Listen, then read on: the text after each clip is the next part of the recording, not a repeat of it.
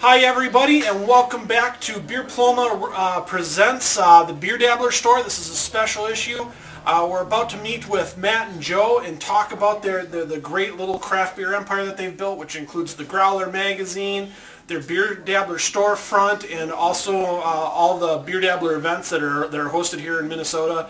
So kick back, grab a beer, and join with us. You're in for a special treat. Prost! So everybody, we're inside the Beer Dabbler store now, and I'm here with Matt, the owner of Beer Dabbler. How you doing? And I'm here with the editor-in-chief of the Growler Magazine, Joe. Cheers. So tell us a little bit about how this came to be. I mean, what was your dream when you came into here? Sure. I had a dream that I wanted to work, for myself. I didn't want to work for the man. I wanted to wear shorts to work. Down here is my dog. Maybe we'll get him on tape in a little bit, but wanted to bring him to work every day. And first off, I have to say that's probably the greatest dog name I've ever heard, and that's totally inspiring. So not only is this the dog, I mean, this is Porter. Porter the dog. He's got a good looking kerchief on today, so I think he's kind of matching me. Dressed for the occasion. Yeah. So, that was the dream, just to get on my own and make a living where I don't have to report to somebody else and, just have fun doing what I am doing. So that's how I got here, and, Joe's kind of my boss, even though I'm his boss. Come on. But, no, I think it's a good dynamic here, so.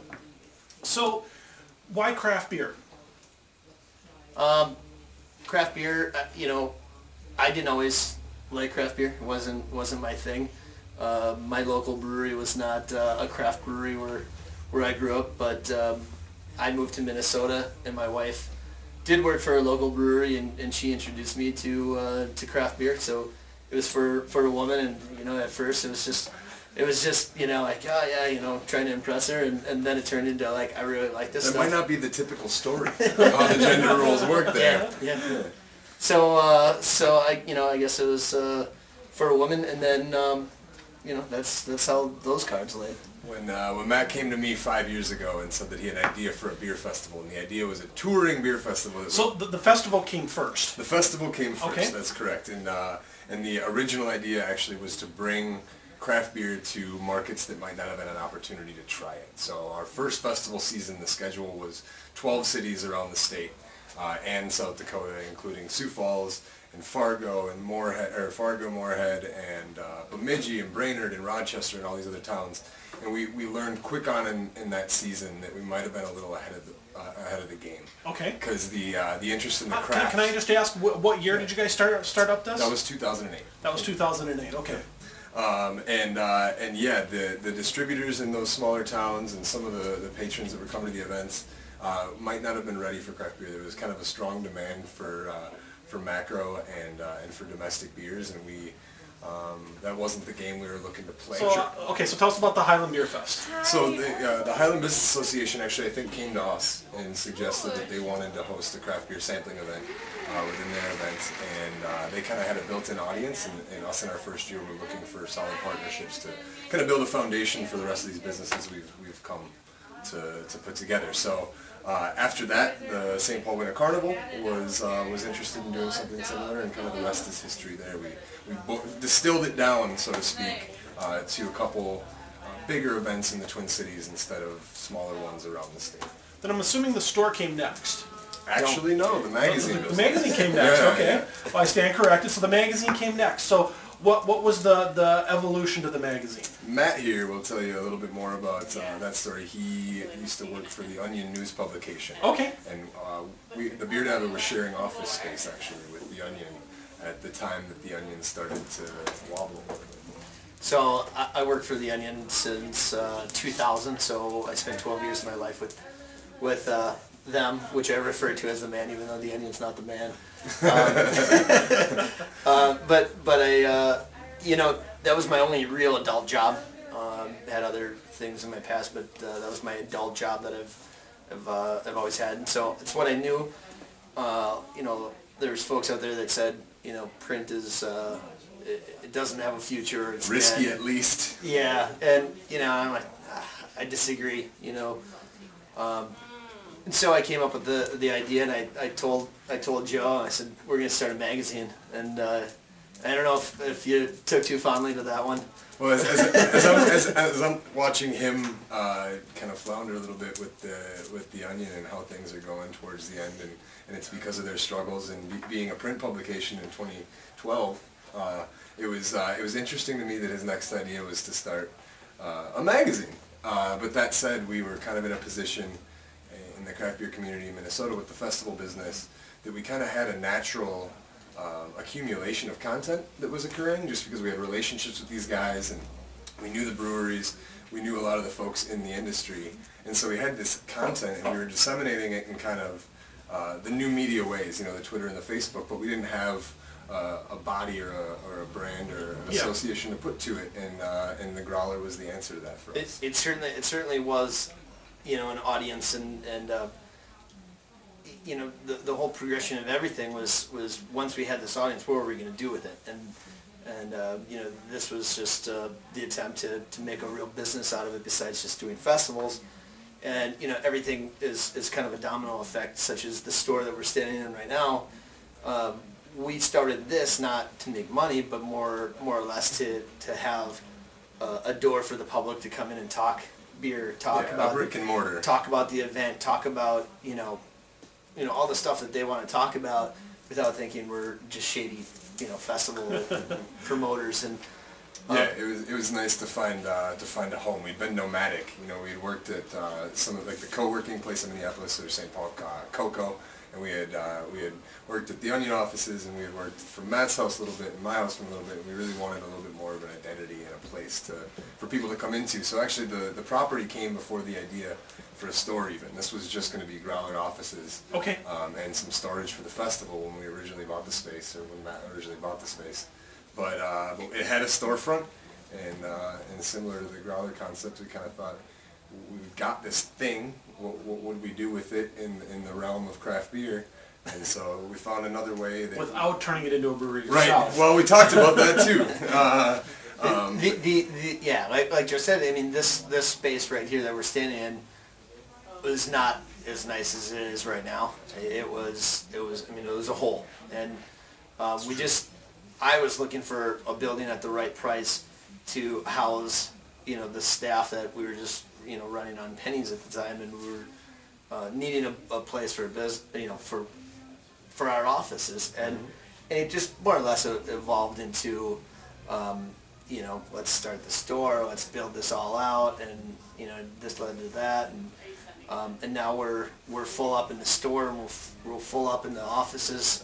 So it's what's next, I don't know, but when we move one day, that could spire a new business. We just don't know. Would you be looking to stay in St. Paul, or would you be looking to maybe do like a branch office over in Minneapolis, or? It's tough. We're We both don't St. know. Paul guys. I know. I don't want to. I mean, I Don't love, rule anything out. Not on camera. I love Northeast Minneapolis. I love Minneapolis. It's just I used to work in Minneapolis and live in St. Paul, and that commute was a commute, and it's nice to get in your car and drive 5 minutes, or hop on your bike and ride down here where it's not that big of a deal. As a guy who grew up in St. Paul, it's really fun for me to play any sort of role in what I consider a bit of a resurgence in St. Paul right now in terms of culture, be that arts or music or beer or food or definitely beer. whatever it is. It's really fun to be kind of on that front car of that train. As an old West Sider, I do appreciate Awesome. that sentiment. So Yeah. I live on the Minneapolis side now, but I grew up Yeah, it's really fun just on right the other side now of the river. to see St. Paul coming into its own. I mean, with the Schmidt Brewery project turning into a bunch of sweet lofts, and a couple other whispers of breweries popping up along West 7th in the next few years here. I think St. Paul's got a bright future, and again, I would never rule Minneapolis out either. I mean, they're pretty darn similar when it comes to it. And that commute he was talking about typically only means 15 minutes extra on your day, but yeah. So. Anyway, let's get back to the store here. I see that you guys have a lot of representation from a lot of breweries. How receptive are those breweries to you guys? Well, it's a challenge. there's some that are very receptive. There's some that it has nothing to do with us. They just say they don't want to sell their merchandise to other places besides their own store. I see as, I think we were one of the first, if not the first in the country to do this. We don't know.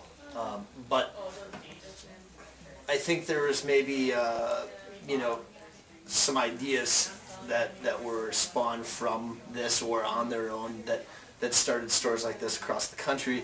And now they're coming up with different rules and ideas of what these stores mean, and it's not as easy to get those products from certain breweries anymore. Yeah. So, it's there's not a lot of margin in this stuff either. It's hard to get the stuff. These are small breweries ordering things in small quantities and then marking them up for us to mark up to the public. So yeah, there's not a whole lot of meat left on that bone. But going back to your question about are they receptive? I think they're generally really receptive. But touching on Matt's point, there just wasn't really a protocol. There really wasn't a procedure with most of these breweries we had talked to. They said, what do you mean you want to sell our merchandise? A lot, especially considering the local breweries, haven't been in a position where their gear, their stuff was desired to a point of a third party retailing their products for them. And so I think that in a lot of cases, receptive, yes, almost universally. But a little bit confounded as to how the relationship would work and how to maintain inventories and those kinds of things. That's been a bit trying. But I mean, in my humblest of estimations, I think that a brewery that can make either even money or a little bit of a markup selling stuff to us gets a pretty awesome opportunity to reach eyes that maybe don't get to see them elsewhere. And at the end of the day, most of the things that somebody buy here has their logo on it, and they're going to walk around kind of advertising accidentally. Yeah. So we think it works out well for everybody. Yeah. Now, are there any? Now, I see you guys have like T-shirts and glassware and bottle openers. The stuff you would expect to see.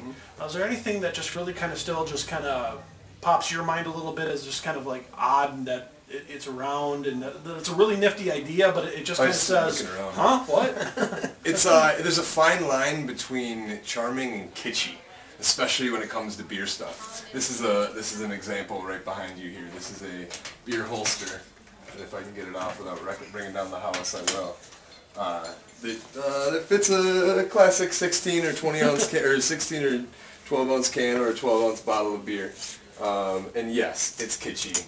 Yes, that's kitschy. All the butterflies. But at the same time, when it comes to a gift, some people are really looking for an opportunity to have something that's talkable.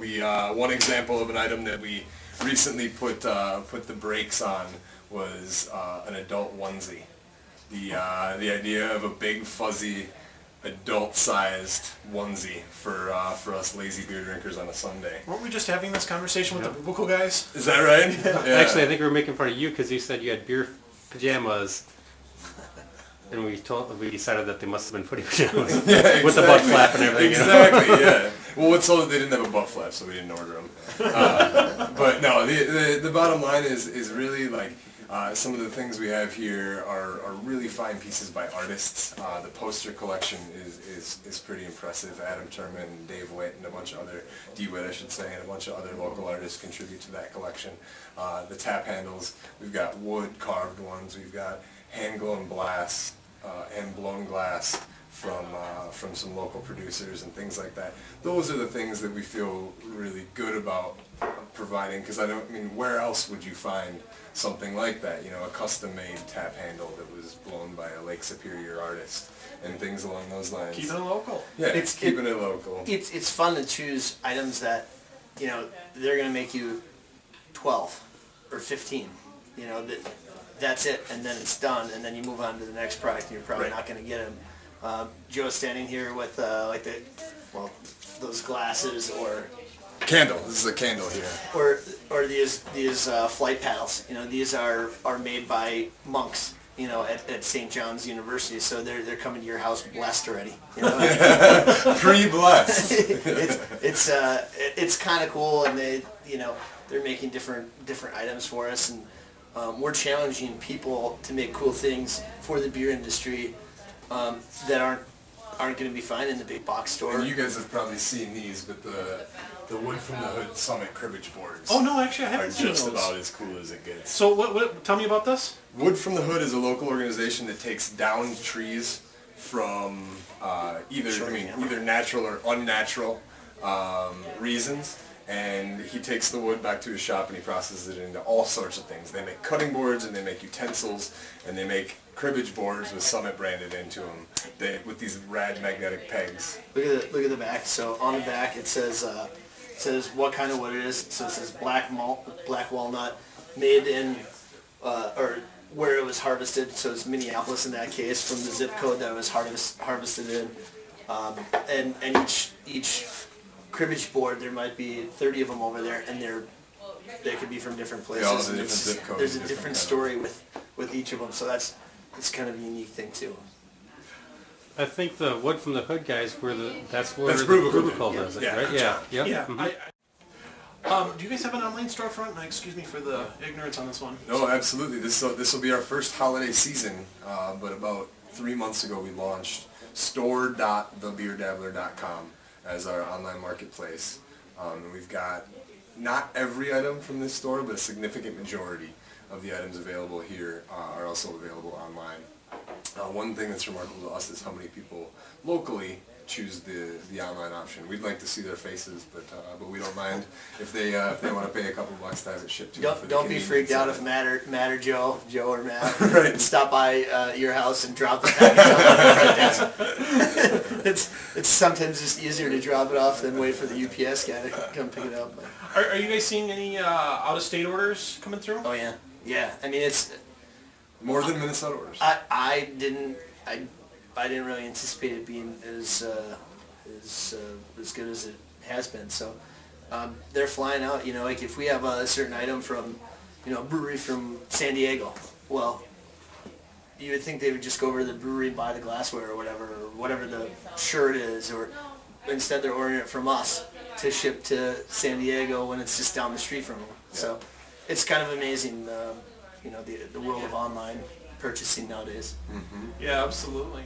So now we talked about the beer store a little bit, so let's now go backwards in history a little bit, and let's start with the publication of the magazine. When did you guys first publish the Growler? The first Growler hit the streets June of 2012.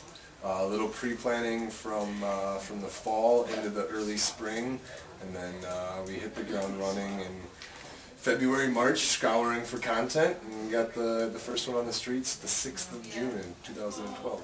Okay. Any notable stories that stick out in your mind that just kind of stick with you? The one that I remember is we wrote a profile called in the first couple issues called Northeast Minneapolis Then and Now, and we recapped the history of North Minneapolis with the Grainbow Brewery and everything else that they have to offer in terms of that, and then said, hey, there's a couple breweries opening there too, and to look back now and to see just a year and a half, a little less ago, there were fewer breweries in Northeast Minneapolis than there are even today. Yeah. And that one sticks out right away as just a kind of a beacon, something that should have been more telling for us. I don't think we really even knew how quickly things were going to progress in the community here in Minnesota. So when the first magazine came out, how was it received by the public? Pretty unbelievably, actually. Our first, within, I would say, 3 or 4 weeks, we were already receiving calls from the establishments. So it's a bi-monthly publication. It comes out every 8 weeks. And by week 3 of issue 1, we were getting calls from a significant amount of our retail establishments asking for more magazines that we just didn't have. So we've been blessed. People have picked up almost every copy of the Growler ever printed. Yep. And we don't know what they do with them. Maybe they read them once and recycle them. But it really feels like there's more to it than that. It feels like people have really latched on to what we intended to be a certain collectability to the publication, and that seems to be kind of fervorous. People come in here, you can buy back issues at the Beer Dabbler store, and every once in a while somebody will come in and they'll like rush in a hurry and say, I need issue 3, 5, and 9, and we'll find them their back copies, and they do that, and they've got a complete set. And for us, that's honestly the best thing that we could possibly see. It feels incredible to see that. Kind of like the comic book of all the beer guys. Right, exactly. It's been pretty cool. In year 1, we started with 20,000 publications, doubled that to 40,000 publications, and then we added another 20,000 publications. So, I mean, it's crazy. Yeah, So, we're working on issue 11 right now, and the next issue that comes out will have 3 times as many on the streets as our first issue. there's other publications without naming names that do beer publications, and their whole national distribution is the same as what we have here right in Minnesota. So Well, it's and the one thing I found is that those national publications, they almost never covered Midwest beer at all. Yeah, and it turns out that Minnesota minds are just as thirsty as the actual people. It's you're exactly right. I think that there was a real deficiency in folks covering the current events and happenings in Minnesota craft beer, and we've been blessed to be a part of any of it. Mm-hmm. So where do you guys get your content from? That's a great question. We spend a lot of time talking editorial meetings in terms of probably 1 or 2 complete gatherings a week where we get together and kind of brainstorm stuff. We receive an extraordinary amount of pitches, both from writers and from readers that are interested in either contributing or something that they just are curious about and want to read. So what generally ends up happening is the content comes from something of a meld between those 2 worlds. A lot of times part of a pitch was fitting into something that we were already eager to start to get into broadcasting, and then they kind of find their way together. We like to say that we're not necessarily a craft beer magazine, but a magazine for craft beer lovers.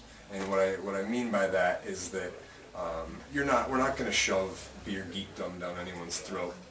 It's really more about this community that we're all building and kind of the things that we all like to do. If you like craft beer, you're likely more apt to go hiking or get on your bike and ride to a tap room or check out the local music that's happening on Friday night or be involved. We tend to be locavores. Exactly, yeah, locavores and folks that kind of have a bit of a thumb on the pulse of culture in the Minnesota and beyond. And so we've been given some creative license by that, in that we can talk about J.W. Hume is a local leather maker that's been making leather bags in Minnesota since I think before 1900, and we got an opportunity last issue to feature them in our craft culture piece, which is about artisans and people that are making things with their hands and locally, even if it's not beer. And so that's been really fun too. So now, I know you said that you guys get some articles from outside of your normal circle. Like if I wanted to submit an article for something, or one of our audience members out there, how would they submit that? This is great. I love this opportunity to talk to you people. We much appreciate a complete piece as a submission more than an idea. We get a lot of people that say they have this idea, but we have no idea about their writing prowess or their style or anything like that. And where can they submit that piece to?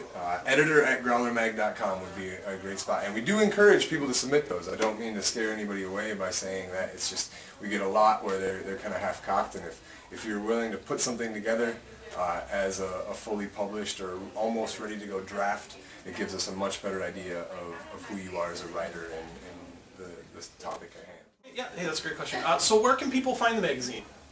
There's in the Twin Cities, I would guesstimate there's maybe 300 locations that you can pick it up. Most are craft beer friendly of some sort. You can find that on growlermag.com. There's a locator tab, and just pull it down and find it. The other place you can pick them up is Duluth. You can do the same thing, growlermag.com, locator tab. You can find, I think that's roughly about 60 or 75 locations up there. And then there's Some satellites. Yeah, and then there's definitely satellite locations. I would say there's maybe a dozen breweries across the state of Minnesota that you can find them. El Bait Shop in Iowa gets them. Whistle Binkies in Rochester. Yeah. So I mean, there's advertisers. If you see an ad, they probably have our our publication in their establishment. And one thing that we've not touched on that I always want to touch on is supporting our advertisers. There is no Growler Magazine without advertisers, and these people have so many opportunities to advertise wherever they want to advertise, and if you, the reader, enjoy reading our publication, You owe it to them. you owe it to yourself, you know, to say, hey, I saw your ad in Growler Magazine, and just wanted to support your business, and that means a lot to those guys, so please do that. Now, as you guys know, we've been hitting some record temperatures here this year. Let's say I don't want to leave my house to go get your Growler Magazine. Sure. Is there a way to get a subscription for that? Absolutely. There is. The website's got all that information on the where to find us part of the website, where Matt's Craft Beer Finder or your Growler Finder will be. There's also an opportunity to subscribe to the publication. That link would be store.thebeerdabbler.com. Store.thebeerdabbler.com. Yeah, you can navigate whatever Beer Dabbler or Growler Magazine. Yeah. You'll get there. You'll find it. Eventually. And you know, I don't know how soon this goes live, but I know that we're running a 12-day of Christmas, and one of those specials is some money off of subscription. So That's true. think about that. Definitely. Holiday gifts. So now let's go back to the root of it all. Let's go to the Beer Dabbler event, and we're going to go with the one that everybody knows or seems to know about, and that is the Winter Carnival Beer Dabbler event. Correct. So why winter, guys? It's a different time of year here in Minnesota. We you know, I think earlier in the interview we talked a little bit about our partnerships. So don't think we were creative geniuses and thought of, let's do a beer festival in the winter on our own. I mean, that more or less was presented to us by Winter Carnival, and from our first year to this is our fifth, we've sold out each event, and it's a fun event. We've had our challenges. It's the most stressful thing in the world. It is. For those of you who are at home thinking, oh, easy peasy, let's start a beer Just festival. crunch some numbers on a calculator. It's not like that. And the amount of nights that you won't sleep, you know, is It's just not unbelievable. worth it. I mean, it's Almost worth it, I guess. it's a crazy amount of work that goes into 4 hours. I think for last year we calculated it, and it was somewhere in the neighborhood of 3,000 plus hours for one 4-hour event. And you know, if something doesn't go perfectly, there's a lot of judges out there that they're like, wait a second, well, you know, 3,000 hours and it wasn't perfect. Well, you can't control the weather. You can't control. There's so many things, you know, from, you know, wristbanding. You know, you don't take into consideration that people have gloves on. People have long jackets on. People, you know, have wallets in their 2 layers deep in their pants, and then they have to get them out and show it to you. It's just not an easy task by any means, but Somehow it's fully worth it. one year I just want to just go as a guest. Yeah, right? Seriously. And- I'm sure it's a fun party. Yeah. I'm Would- sure it's enjoyable. Wouldn't know, but Yeah. yeah. I'm sure a lot of brewers think that about too when they're I think drinking that's a beer. exactly right. I think that's exactly I mean, right. there's a lot of people who make sacrifices, and you know, those brewers that stand out there for 4 hours and, you know, are pouring beers for you. It's not easy for them, you know, trying to get your draft equipment from freezing up, and you know, there's tips and secrets to you know, keep yourself going, but it's just not as easy as one might think. The short answer to your question, why winter, is why not? Yeah. It's Minnesotan. Yeah. It is. It is Minnesotan. And that's what it's kind of turned into for us is we see this hardiness shine through in our festival goers year in and year out, and an incredible amount of them return after standing outside with us for 4 hours and drinking beer. They come back year after year, and they tell their friends, and their friends bring more friends. And really what we've decided is it's kind of a celebration of anti-hibernation. It really seems like people are out there just kind of being like, come on, Mother Nature, Let's like, we do can it. do this. Yeah, you know, hardiness and showing off and just getting out there. And I mean, what better way to celebrate beer than outside with 10,000 of your closest friends? Last year there was tickets sold from 34 states and 7 countries. Yeah. 34 states and 7 countries. What was the furthest state away? Oh gosh. I can say it officially. It was Hawaii. Hawaii. Because I remember looking at this and being like, all I want to do right now is go to Hawaii. Why are they coming here? My favorite emails are, you know, like I remember one from a person in Arizona, and they sent me this email, and they're like, so I'm coming, and I've never owned winter boots or a jacket. Can you recommend some brands? And you know, like people are asking, what brand of a winter jacket do you wear to, you know, an event like this? And it's like, that's just fun, you know? Like, it's great. Yeah. So you tell them the little pink ones with strawberry shortcake on the side? Exactly. Yeah. It's the best. Yeah. It's just name brand, that's all. That's all you have to do. So, now traditionally the Winter Beer Dabbler has been held downtown. Why the move to the state fairgrounds this year? Logistics. Was it just more space? More space, more open space, more maneuverability, and at the end of the day, it just boiled down to between the light rail that's bound to open and the Saint Stadium being built, both directly adjacent to our past year's event. It became a logistical can't do. And it was a matter of finding an accommodating and suitable space, and we're really excited about the State Fairgrounds. That's great. Now you said you've been doing this now for 5 years. So what's the worst weather conditions you've had to deal with? We've had ups and downs. I mean, I don't know of a better or worse, but I would go, my least favorite, excluding all the winter carnivals, we actually had a Burnsville event in May that we did in the Burnsville Mall parking lot in 2008, and we had 25 mile per hour straight line winds and lows around 25 degrees in late May. Oh, that's and fun. it was brutal. That said, the winter carnival, there's two that stand out. One year we got about 1.5 feet of snow a day before the event, and it was this weird sand-like snow that no matter what you did with it, you couldn't stomp it down. So we had snowshoers and snowshoe clubs and friends and everything out there literally from 8 a.m. in the morning the day of the event until 3:30 in the afternoon trying to pack this snow down. Yeah.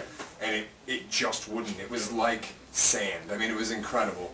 The other one was the year before that. It would have been the second year of the event. It was about 33 and raining all day. So hovering right around freezing, but also consistently raining. That was our worst winter carnival weather. okay. Last year too, we had I did an interview for it was Fox 9 and drinking beer at I don't know, it was 7 in the morning or 8 in the morning with the folks from Summit, and you know, we were done with the shoot, and then I go to set my beer down. I look down and it was frozen, and I turned it upside down, and my craft beer froze. And you know, you're talking about like -5, -6 at that point, and that's just days in front of the event. You're just freaking out because I was out there for an hour, and you know, The beer freezes. Yeah. So- We've actually been lucky with the temperature. We've never had weather like we've had this week, the week of our event. And I mean, the beauty of it is that our folks will come out just as heartily, if not more so, the colder it is and the crazier the conditions. But it's just not. I think the year that it turns 45 degrees and sunny and people are out there in their shorts and boots and like having a good time, I think that's the year that we're in trouble because everybody's going to stay out there for 4 complete hours drinking as hard as they can drink, and that's where we run out of beer because everybody just having such a good time. So that's right. I know you guys touched on, you guys have 2 other events, or major events. The first one is, let's talk about the Pride Festival. So Sure. Tell us a little bit about that one. That event is really unique in this market. As far as I know, it's the only event that pairs breweries and food trucks together to do some cool stuff. So, exclusively. Exclusively, yeah. So from the culinary side, we take 25 Minnesota food trucks and 25 Minnesota breweries, and they each are randomly paired off with one another to create a different pairing to be provided to our festival goers throughout the day. And this next season will be our 3rd year. It's Friday night before the big Pride celebration in Loring Park, right by the big stage and beer garden there. How'd you guys get involved with that one? Same situation as the other ones. Opportunities just present themselves, and we choose to either take them or not. Yeah, it was our existing relationship with the Winter Carnival that led to that introduction, and they're really excited about it. There was some consideration for changing it up a little bit, or we were kind of thinking, well, if they don't if they don't love it, maybe we'll not do it. And we suggested that maybe we wouldn't this year, and they were like, no, it has to be there. It's the thing everyone's looking forward to this year, and that really excited us because it's not that community isn't one that we had an opportunity to reach out to before, and the event is Matt and my's Hands down. Personal favorite. I mean, it's a blast. It's just it's a really, really interesting group because People are nice. There's gay, straight, and brown and white and yellow and purple and everything all in sorts of between. shapes and sizes of all sorts of people there, and it's just so clearly, people are celebrating Minnesota Pride. They're celebrating Twin Cities Pride. They're celebrating pride in their beer. They're celebrating pride in what we have as a food and culinary scene here, and then Just celebrating beer. Yep. So, Yeah. it's awesome. I'm a straight man with a wife and a child, but I love that event. Like, I just like Me too. going to that event, and at the end of the first 2 years, Joe and I both looked at each other and like, didn't want that one to end. Yeah, it was that 2 years ago at Pride was the first year that Matt and I looked at each other at 9:30 in the evening and said, "Don't you wish this should go a little longer?" We're the winter carnival, everybody has fun, but for us, there's so much stress there that's not fun for us, and it's a lot more enjoyable to do an event that is stress free and fun and all that stuff. So let's talk about the summer event now. So now you guys have the summer Beer Dabbler event. That's right. First off, where's that one held? We don't know. That's not. I wouldn't say that's true. I mean, yes, we don't know the date and location that we had that we were duplicating from last year is unavailable from the city of St. Paul based on and we can just say a duathlon that's going to be happening in the city that day, and so it just leaves Shepherd Road. Not available to beer festivals.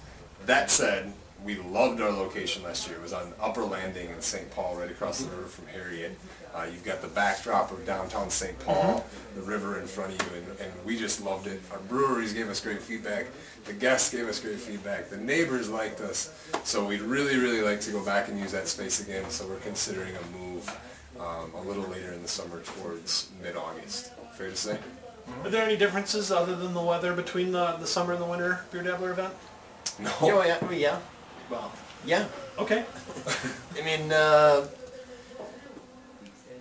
you're talking about like a huge swing of people. If you're claustrophobic and you don't want to be in crowds, well, Winter Carnival is not for you. That's true. Summer A event. little more leisurely. Summer event is way more relaxed. The beer lines are way shorter. It's summer, and the winter one we're doing different things, such as attempting to set a world record for snowball fights. You're not going to have that in the summer. I'm trying to put together an extreme snow sports situation, so it's like all with winches, and you're rifling dudes on snowbirds off massive jumps. So there's that kind of stuff. We don't have that room for the summer to play around with stuff like that. Well, and it could be said that there's a little more opportunity to focus on the beer in summer. If you want to take tasting notes in the summer, that is a much easier thing to do than it is on January 25th. And if you want to do those other things, so we kind of say around here that the summer tends to be about the beer, and the winter event kind of tends to be about celebrating beer. The idea that you're not going to take legitimate tasting notes at the Beer Dabbler Winter Carnival. I don't care who you pretend to be. Between your mittens and the ink freezing and the paper not being able to write on and all those other things, if you're taking notes, then you're very dedicated to your beer notes. It's much more of a party for craft beer people. Yeah. There is with the winter event. I mean, don't get us wrong. There's crazy awesome beer. We ask every brewery to bring I'd say something. I'd say the beer's even more impressive in the winter, Yeah. but the notes are. It's just harder to get to. But there really is. There's a lot of specialty stuff. There's one-off stuff. There's stuff that's made just for the winter event itself. And there's really great beer there. But taking notes, Yeah, at the end of the day, it's more of a party than our other events. We like to consider the summer event and the Pride event both kind of educational sampling opportunities for craft beer enthusiasts. and then the winter one is just kind of a party. That's a great way to put that. That's a good analogy and stuff. So you mentioned there about that attempt to get a world record for a snowball fight. You care to tell us a little bit more about that? Sure. Yeah. It all goes into the same theme. What's the sense in being outside with 10,000 people in late January in Minnesota without having fun? So we are officially registered as an attempter to break Seattle's Guinness Book of World Records for the largest snowball fight in the world. Which is currently, what is the record currently? 5,800 and change. So I think it's like 5,835 or something like that. 5,835 people, snowballs. 5,835 people 58. participating in a snowball fight. Okay. Yeah, luckily we don't have to count the individual snowballs. We just need to count the individual participants. Okay. But I was actually interviewed today on National Public Radio's All Things Considered about our snowball fight. That's awesome. And I jested with my mom that when I said 15 years ago, if I told you I was going to be on NPR someday, would you have thought it was for a snowball fight at my beer festival? And she said, yeah, that's about right. So no, it's for us, it's just another opportunity. The St. Paul Winter Carnival does such a great job of being kind of a bright spot for people in Minnesota in the wintertime and giving them all sorts of opportunities to go outside and have fun and do new and exciting things that you don't get to do any other day of the year. And I can honestly say no other day this year will somebody have an opportunity in Minnesota likely to set a Guinness Book of World Records for the largest snowball fight. So really it's all just in good fun. Yeah. So then now the Beer Dabbler event is January 25th. Yep. Where can I go to get tickets? Well, you're standing in our favorite retail location. This time of year, we start to see a lot of traffic for people thinking that they might come get their tickets and a nice Brooklyn Brewery hat or something like that to keep them warm at the events, or grab dad a gift subscription, or mom some pint glasses or whatever it is. But you can get the tickets here at the Beer Dabbler store at 1095 7th Street West, or you can get them at 4 other retail locations. So we got Alabama, Minneapolis. Yep. St. Louis Park is Four Frickin'. We've got Thomas Liquor in St. Paul. We've got Ale Jail in St. Paul, all of which are beautiful places. That's right. That's all 4 of them. Yeah. And then of course the interwebs. www.thebeerdabbler.com is the quickest and easiest way to get tickets in your hand. Sounds good. Well, guys, that's all the questions I have for you. Thank you very much for having us over. Pleasure, Will. It was awesome. It was very good. So, with that said, thanks for having us. Thanks for the beer. Here's to you guys. Prost. Cheers. Yeah, Thanks, you guys. absolutely.